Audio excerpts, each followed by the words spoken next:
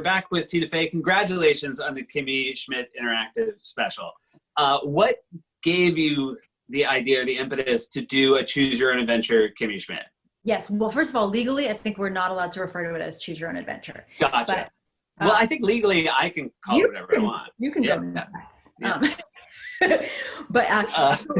So what happened was we were finishing shooting the series, the body of the series.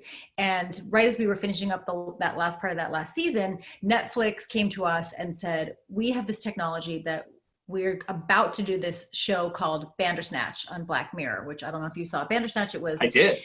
A really cool Black Mirror special that was a very dark, moody, super cool version of this technology where you're watching it and then you, the viewer, with your remote, make choices of what the character does. And they said, they showed it to us early, which is really cool. And then they said, do you think you could do this with Kimmy Schmidt? And we were like, 120%, because one, it just was such exciting technology. And two, our show is kind of known for kind of having too many jokes Yes. and going on. And so it was a way to write as many jokes as you want, but not choke people with them all at once. So if this is an interactive special. We've called it a movie a lot. I don't know, it's called an interactive special. And basically Kimmy is about to get married to a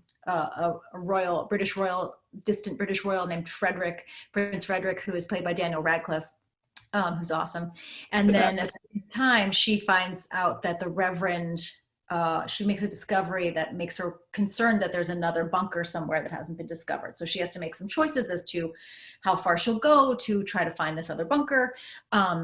And you get to make these choices with her. Now, you also get to make choices. You'll appreciate this as a writer, because Netflix was like, so Bandersnatch was one story. So you'll probably want to keep it to one story because it's pretty impossible to track. We were like, cool. So 3 stories. You were just so used to being able to cut away to the other story, like sure, momentum wise. Please hold, there's a colonial lady coming in. Yes, can I help you? I'm sorry, you're not making sound. What? Yes. Hello. Hello. We're taping a television program now. Do you need something? I did the interactive. I clicked for her entry. Get out of here. Those losers. Wait a second. We're not losers. This means loyalists in colonial times, so that's on you. Hold on. Close this. So did you say you played it? There's a joke. I mean, this really speaks back to how you layer jokes on jokes on jokes. Even the theme song has a joke in it. Yes. Should we? I don't know if we should give it away. You don't have to give it away, but I guess I will say though, there's the thing with the theme song that if you like any Netflix show, when it starts, you have the option to skip intro. And my husband Jeff Richmond, one of our EPs on the show, also wrote that theme song, which I think is one of the greatest TV theme songs of all time. It is one of the greatest TV theme songs of all time. I completely echo that sentiment. And yet, I imagine that if you watch a bunch in a row, yes, like you might at some point maybe go like, oh, I'll skip the song. Right. Or if you're my older daughter and your dad wrote that song and you've heard it a lot of times just being re-recorded around the house, yeah, you might, because I was showing it to my older daughter early copy, and the theme song came up and skip intro came up, and she literally like looked around to make sure that her dad was not around and then hit skip intro. And I knew that there was like a surprise coming. Something slightly punitive happens when you hit skip intro. So watch that unfold. You are actually going to head over to 30 Rock today.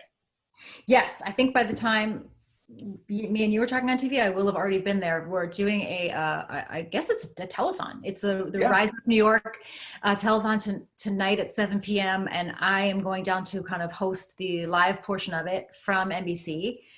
I feel really excited and privileged to get to go into NBC. I think I'm sure feel the same way, that we just long to be, the only way we remotely know how to help is to go on TV and try to talk. So I'm going to go down there today and hopefully read some impressive fundraising totals. That's great. Thank you so much for doing that. And we will put up the information, because that will have happened before our show, but we'll put it up now if people want to donate to that. And it is always such a delight to talk to you, Tina. Thank you so much for being here. Hey, Stephanie. Do not miss Kimmy Schmidt Interactive. It's fantastic. It's on Netflix. We'll be right back with more Late Night.